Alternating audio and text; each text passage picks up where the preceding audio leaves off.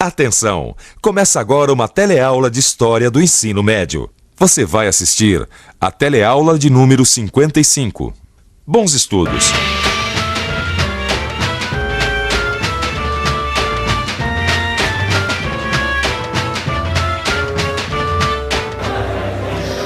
O caminho do mundo entre a Primeira Guerra Mundial e a Segunda Guerra passou por um lugar como este aqui, a Bolsa de Valores.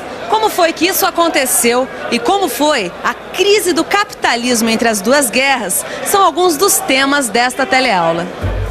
Nesta teleaula você vai ver como a prosperidade dos Estados Unidos após a Primeira Guerra esbarrou numa crise econômica que atingiu todo o mundo.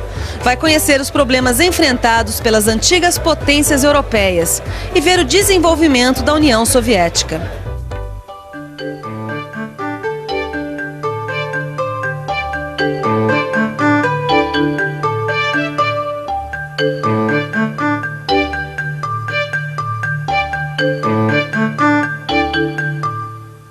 Entre a Primeira e a Segunda Guerra Mundial, houve um período de pouco mais de 20 anos, uma espécie de intervalo marcado por uma grande crise econômica, que junto com as crises políticas e sociais não resolvidas, funcionou como uma bomba relógio que foi estourar no final dos anos 30.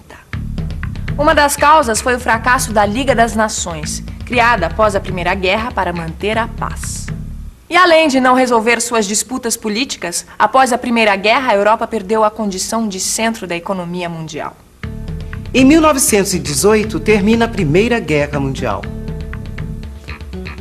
Os países da Europa estão praticamente arruinados. Mesmo os que saíram vencedores, como a Inglaterra e a França, têm que enfrentar enormes problemas devido ao estrago da guerra.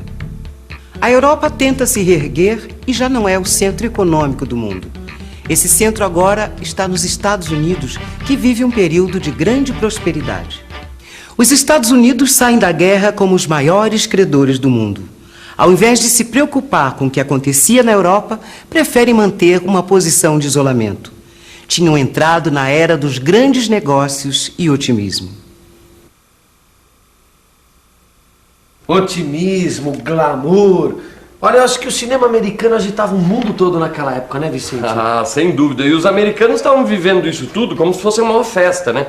A indústria da agricultura estava produzindo muito bem, o nível de vida tinha subido. Aliás, foi nessa época que o Henry Ford inventou a linha de montagem e começou a produzir carros baratos que qualquer burguês podia comprar, entendeu? Além de tudo, ainda tinha o rádio tocando Charleston, dando o tom da festa, entendeu? Agora vem cá, quem é que financiava essa festa toda, hein? Bom, a indústria estava produzindo muito bem, a agricultura super produzindo. Tinha crédito fácil para quem quisesse crédito. Então estava uma beleza até que a festa acabou, né? Ah, mas espera aí, por quê? Porque a produção da indústria americana e da agricultura cresceu tanto que eles não tinham mais como vender. Sem mercado, os preços dos produtos agrícolas caíram. A indústria baixou a produção e despediu empregados. E mais uma coisa, com um crédito bancário tão fácil e as empresas produzindo tanto, quase todo mundo resolveu participar dos lucros e investir na Bolsa de Valores. Ou melhor, especular na Bolsa. Você sabe o que é especulação na Bolsa? Especulação é você procurar comprar pelo preço menor, vender pelo preço maior. Especulação é quando o pessoal tenta ganhar dinheiro no comprar e fazer giro rápido, né? Isso é especular.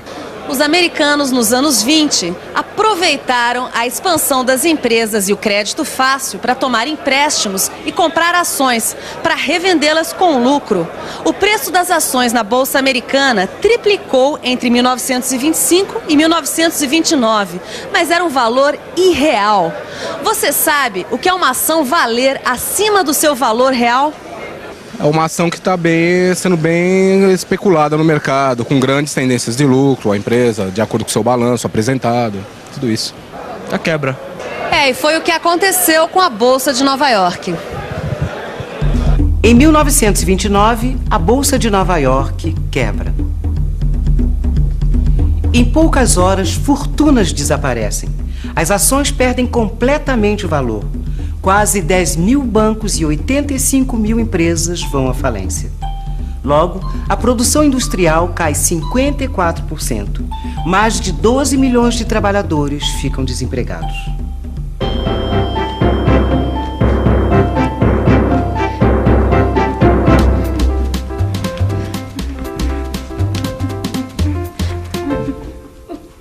Nós perdemos tudo.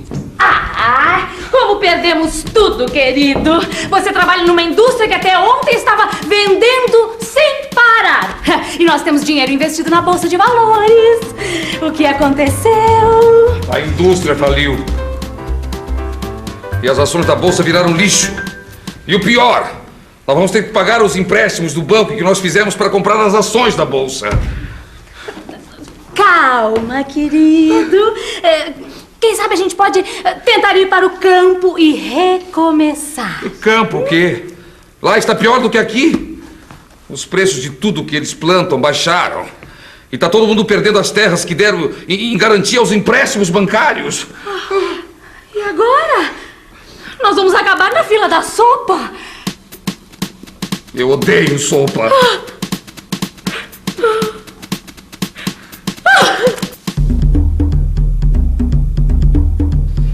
Pelo jeito a coisa ficou feia, Vicente. Olha lá.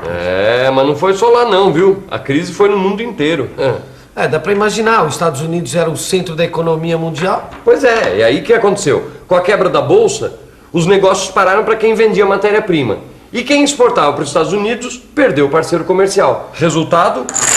Uma reação em cadeia. Falência, crise, desemprego acabou chegando na Europa, na América Latina, entendeu? Em 1932, a crise americana chega ao máximo. Nos últimos 4 anos, o salário tem uma redução de 60%. A produção industrial e agrícola tem queda vertiginosa. Então, é eleito o presidente Franklin Roosevelt. Roosevelt tem um plano para tirar os Estados Unidos da crise. O New Deal. New Deal era um plano para reativar a economia que Roosevelt começou a pôr em prática, fechando os bancos em crise e reformulando o sistema bancário. Ele também implanta uma política monetária, redistribui terras, lança um programa de grandes obras públicas para absorver os desempregados, fixa salário mínimo e jornada de trabalho, legaliza sindicatos. Roosevelt, que era do Partido Democrata, foi reeleito 3 vezes. O New Deal funcionou e o país voltou a crescer. Mas o liberalismo econômico, quer dizer, da livre concorrência total, acabou. A política de Roosevelt significou a forte intervenção do Estado na economia. As atividades agrícola e industrial ficavam agora submetidas ao planejamento do governo.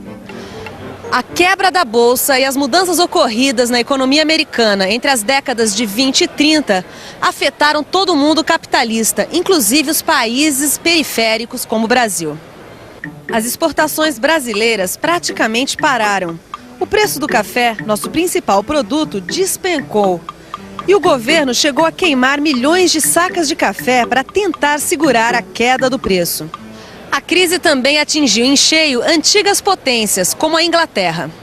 O Império Britânico começava a ruir e, para evitar sua perda total, criou-se o Commonwealth, a Comunidade Britânica de Nações. Assim, os países integrantes mantiveram vínculos econômicos e culturais com a metrópole.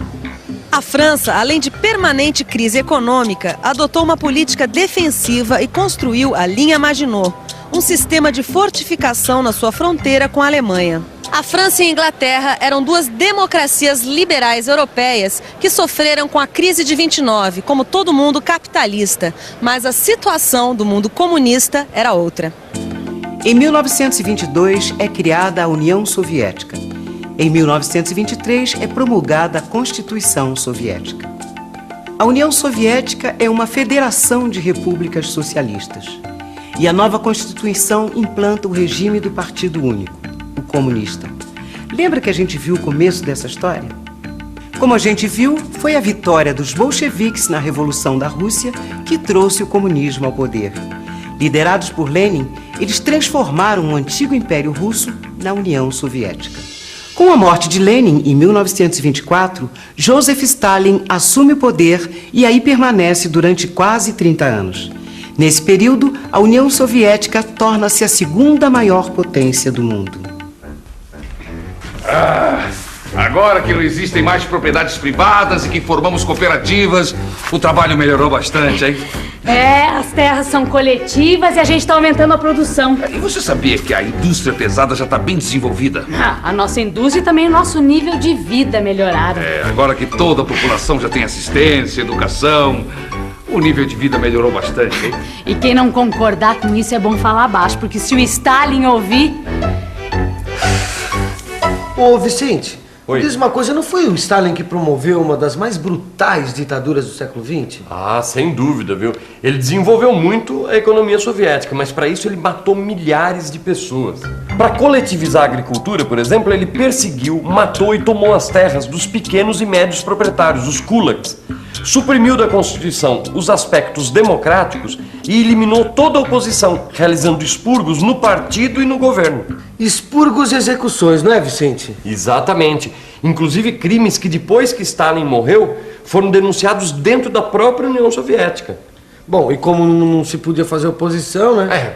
Podia, mas quem fizesse era eliminado, né? E o Stalin ainda tirou da Constituição o direito de voto universal e acabou com a separação dos poderes. Os métodos brutais de Stalin só ficaram conhecidos depois que ele morreu, em 1953. No período entre guerras, a consolidação da Revolução na União Soviética a tornou o centro da expansão do marxismo para o resto do mundo. Partidos de esquerda receberam apoio e sustentação soviética, mas a direita totalitária avançou em muitos países. E agora, que tal a gente revisar? E atenção, se liga aí que é hora da revisão. Na teleaula de hoje, você aprendeu que após a Primeira Guerra Mundial, a Europa ficou arruinada e o centro econômico do mundo passou a ser os Estados Unidos. Viu que a superprodução, a expansão de crédito e a especulação financeira provocaram a crise de 1929 com a quebra da Bolsa de Nova York e que o presidente Roosevelt enfrentou a crise com o plano de recuperação chamado New Deal. Acompanhou como a crise econômica teve influência em todo o mundo capitalista e os problemas enfrentados pelas democracias liberais europeias, como Inglaterra e França. E viu que o comunismo foi consolidado na União Soviética, que desenvolveu sua economia e implantou um regime ditatorial sob o comando de Stalin. A crise econômica mundial que estourou em 1929 mudou a face do capitalismo. A partir de então, a intervenção do Estado na economia substituiu o capitalismo liberal. Na Europa, a crise econômica preparou o terreno para o surgimento dos regimes totalitários, que é o que a gente vai ver na próxima teleaula. Até lá!